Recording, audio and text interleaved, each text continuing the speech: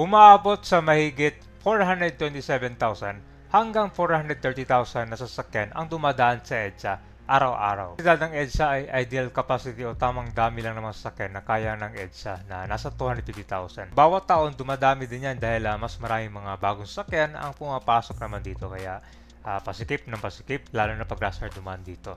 Noong December 2025 naman, nag-start na yung EDSA rehabilitation dito. Saldo dito ay lubak-lubak na, sira-sira. Kumbaga, bani solution lang yung ginawa dito sa mga ilang taon na nakalipas. Pero ngayon, yung mga ibang kalsada dito ay inayos na. Ito po yung Rojas Boulevard EDSA Bus Carousel Station. At ito na po yung update natin dito sa ginagawang EDSA rehabilitation. So far, more than 31% na yung completion rate ang nagawa nila. Matandaan na yung EDSA rehabilitation ay nagsimula noong December 24 evening.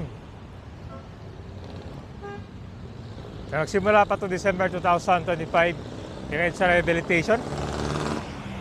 In a span of 8 months, yung target nila matapos to.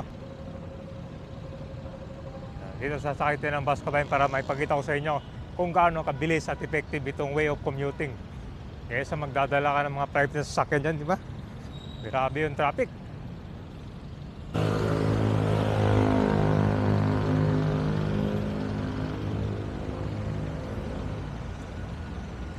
Malinis na rin pala dito, wala mga vendors, oh. Dito kayo sa footbridge. Dati parang kung dito palengke. Kaya sa tulay.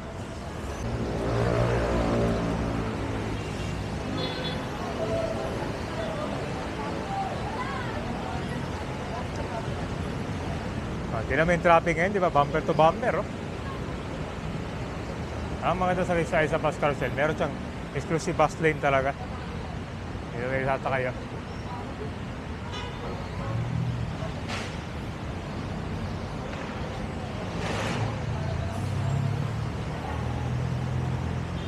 Hindi naman yung traffic, oh.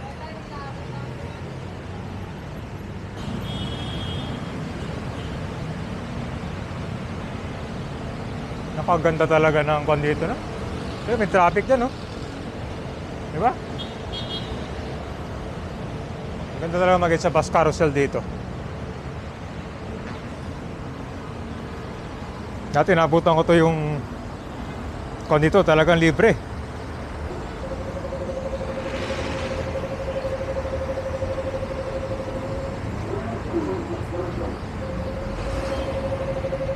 Daya.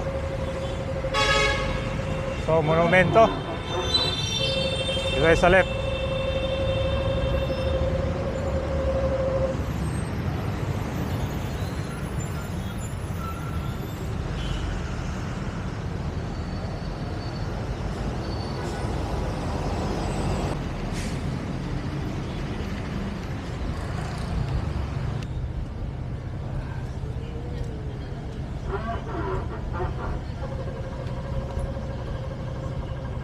Mabilis kita mo yung timer dyan.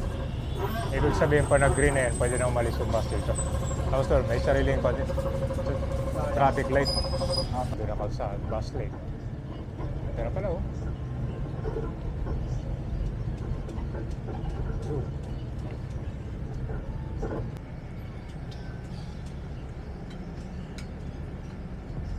Maganda pala talaga yung bus lane dito, no? Huh? Dire-diretso yung daanan, eh. Kumpara mo sa mga private.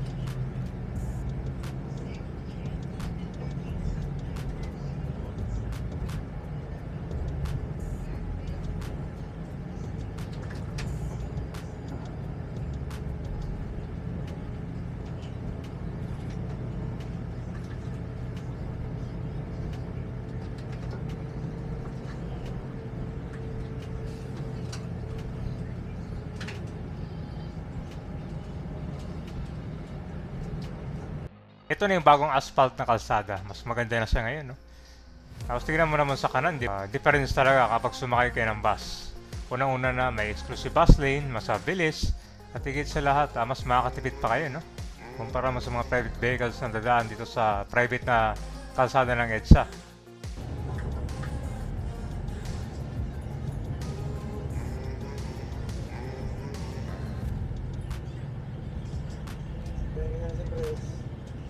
Kaya ganyan, gusto ko yan. 5 and 9. Oo. Ganda, no? Ang bilis talaga ng biyahe, no? Oh. Kaya, tinan mo. Kasi kung kukumpara mo yung private na vehicle, example sedan, 4 to 5 lang yung kasya dyan. Eh, ilang space ang kakainin yan. Kumpara mo dito sa bus. Ito sa bus, 50 to 60 yata ang kayang pasayro nito. Ilang space na yung kakailangan.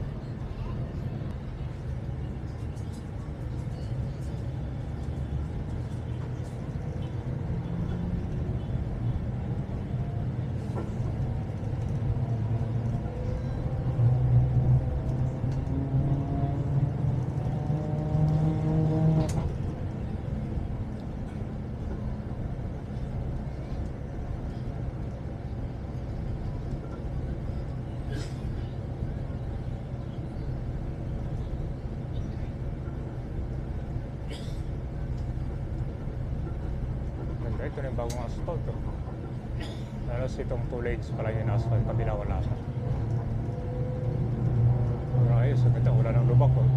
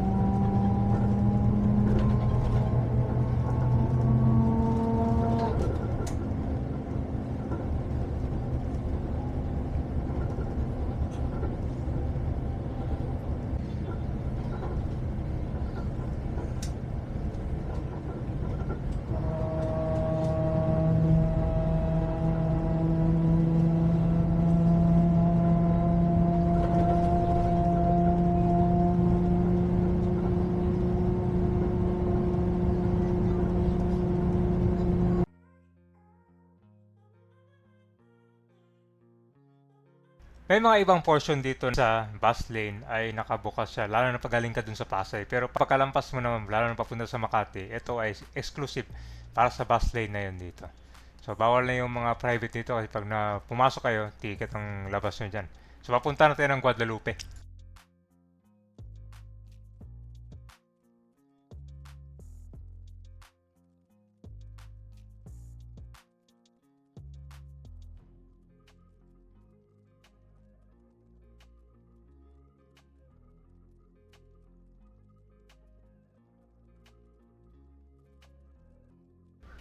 So kung titignan mo kabayan, yung capacity ng EDSA 250,000 lang. Pero umaabot ng 430,000. Yan ay pag December pa, di ba? Mas matindi yung traffic niyan.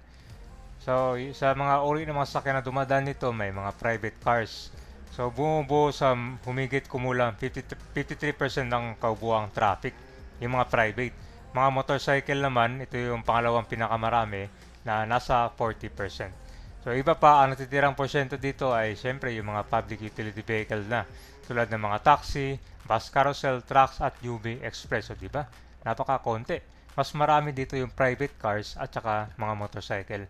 Pero yung mga motor, nakakadaan naman sila dahil dyan sa mga pasikot-sikot, meron din sa bike lane dyan, kumbaga yan yung shared the road.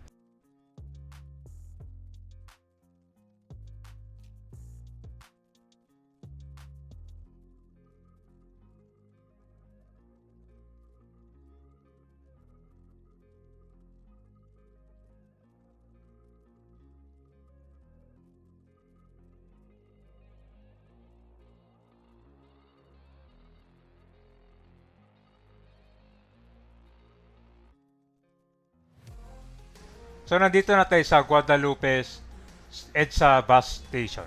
So ito yung part ng Makati naman. So may kita mo dyan sa kanang kabayan, yan po yung papuntang Pasig River. So napakaganda talaga itong EDSA bus carousel. Ang sabi nga nila, pag gumanda yung resulta nito, sana gawing BRT para meron talagang exclusive na bus lane. Kasi ito, ginalagay lang yata ng barrier to, yung mga concrete, no? May mga aksidente rin dati dyan na tumatagos.